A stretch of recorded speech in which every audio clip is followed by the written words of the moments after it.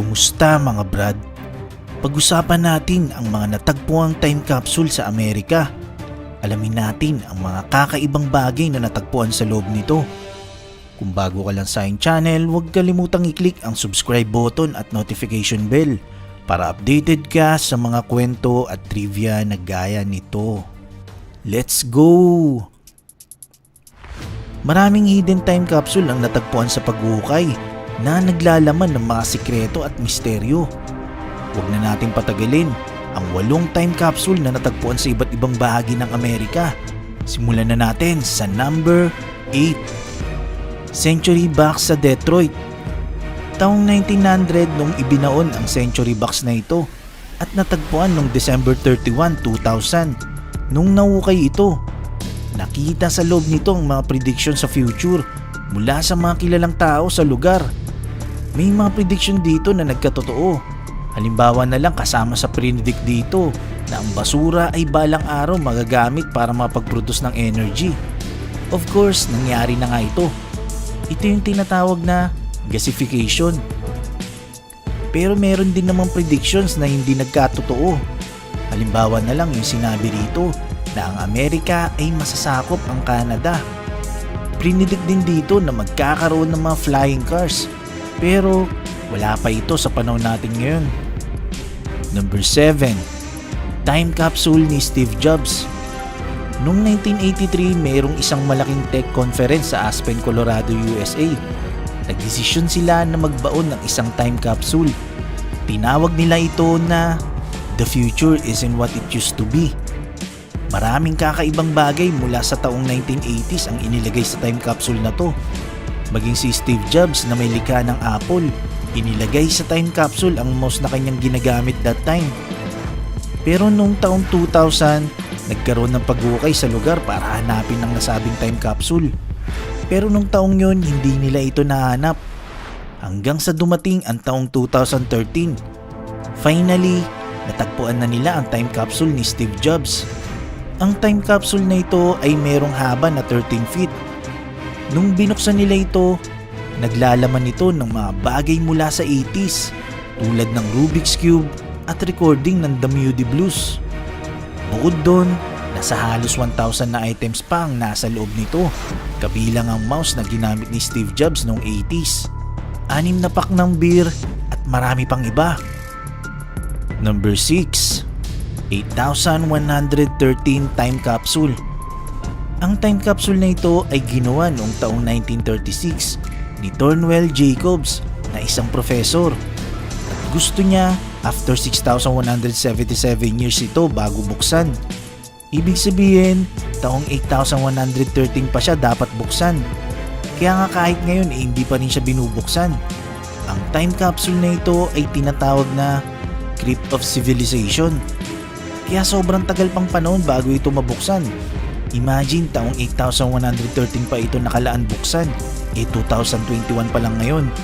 Sigurado pagdating ng 8,113 years, sobrang advanced na ng sibilisasyon nun.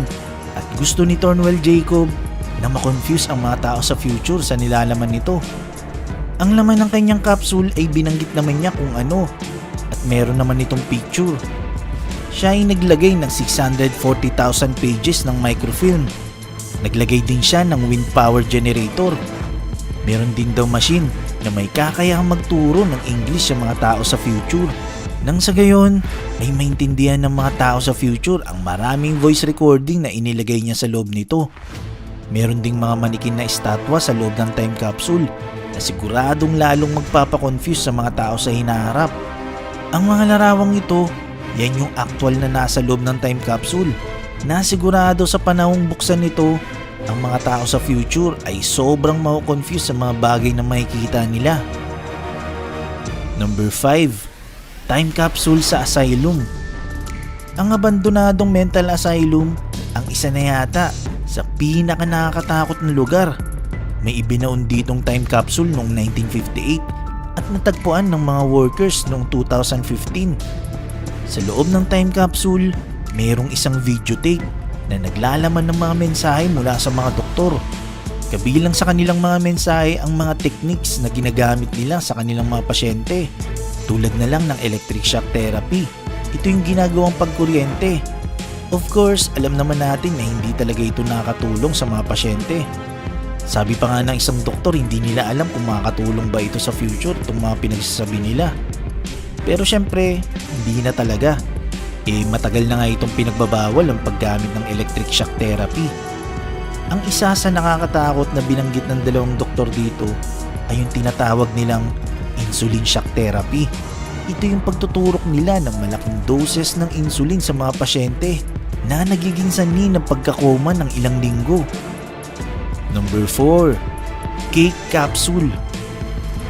Noong taong 2013, may mag-asawa na nakatira malapit sa Niagara Falls sa Canada na nag-renovate ng kanilang bahay. Dito ay natagpuan nilang isang time capsule na nagmula pa sa taong 1948. Sobrang excited ng mag-asawa at nag-e-expect sila na naglalaman ito ng mga kayamanan o artifacts. Nung binuksan nila ito, ang time capsule ay naglalaman ng mga dyaryo at postcards noong 1948. Ang matindi pa rito, meron din sa loob na isang slice ng cake. Siyempre, puro amag na ito at hindi na pwedeng makain sa panahon yun. Number 3. American Time Capsule. Ang time capsule na ito ay ibinaon ng isang American revolutionary na si Paul Revere noon pang 1795. Ibinaon nito sa isang sulok ng building sa Massachusetts State House. Natagpuan nito noong 2014 nung nagkaroon ng diferensya ang water pipe na kinakailangang gibayin ng ilang bahagi ng pader para i-repair ito. Dito nila natagpuan ang isang time capsule. Ang metal box ay may bigat na 10 pounds. Naglalaman ito ng lumang 23 coins. Meron din itong 5 lumang dyaryo at isang 1652 silver coin.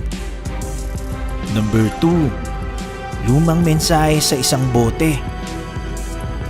Noong taong 2018, natagpuan ng isang bote. Naglalaman ng lumang mensahe sa isang beach sa Australia. Napag-alaman na ito ay 132 years old na parte pa ng German experiment para matrack ang mga ruta ng kanilang mga sasakyang pandagat. Number 1. Confederate Capsule. Sa US, maraming mga estatwa rito ang inalis, kabilang na ang Statue of Confederate General E. Lee. Kaso nung inalis ang estatwa nito sa North Carolina, may nakita sila sa ilalim nito. Natagpuan nila ang isang time capsule na 126 years old. Kabilang na rito ang ilang kasuotan ng general, ilang bato mula sa Gettysburg at ilang buhok ng kabayo. Ang time capsule ay tinuturing na deliberate method of communication para sa mga tao sa future. Nakakatulong din ito para sa mga archaeologist, anthropologist at mga historian sa future. Nang sa gayon, maunawaan nila ang sistema ng pamumuhay na meron sa nakaraan. Nagustuhan mo ba ang kwentong ito? I-click na ang like button at i-share ang video na to. Mag-iwan lang ng komento para sa inyong mga saloobin. Maraming salamat. Hanggang sa muli.